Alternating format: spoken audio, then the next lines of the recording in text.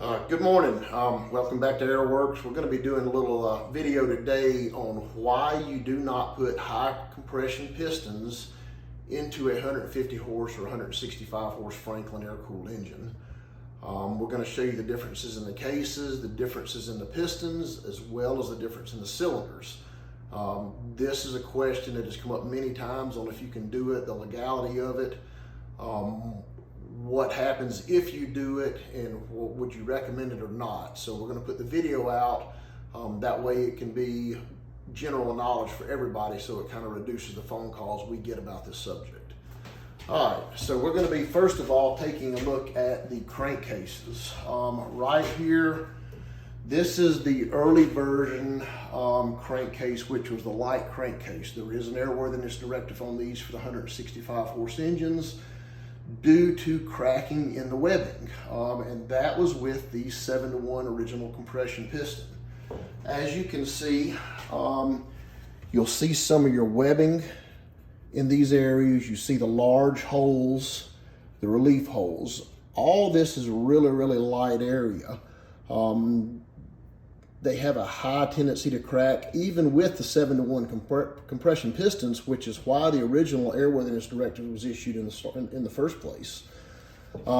This case here is actually the heavy case. As you can see, the webbing is way thicker.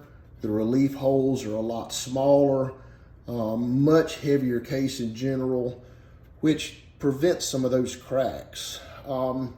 So you see people wanting to take and put an 8.5-to-1 helicopter piston in these engines. Well, if you look at the difference in the two pistons, you'll see the deck height of that piston from the top piston ring land to the top of the piston versus the original equipment piston versus the helicopter piston.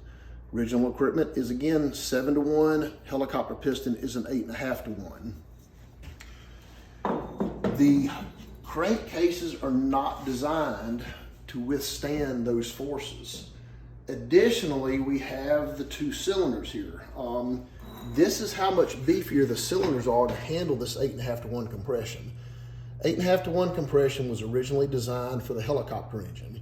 You can see the cylinder base on how heavy this base is versus the 165 horse base. It's a much thinner base. We have had engines come in the shop that have just completely exploded themselves. We don't even know how they maintain to stay together, how the customer will still fly in the aircraft. Literally being held together by only a few through bolts.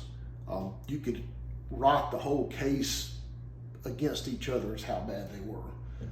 So it's not legal to do, it's not recommended to do, it's never going to be approved. And if you do it, you're taking a risk of losing your aircraft engine while you're flying. So please don't do it. If you do, you're taking a chance of creating another airworthiness directive, because a lot of the FAA guys don't understand the differences in the Franklin air-cooled motors. They'll have pistons as far as configuration. They don't understand how these things are configured. So if we start having failures due to people putting high compression pistons because they think the heavy case will handle it, it won't.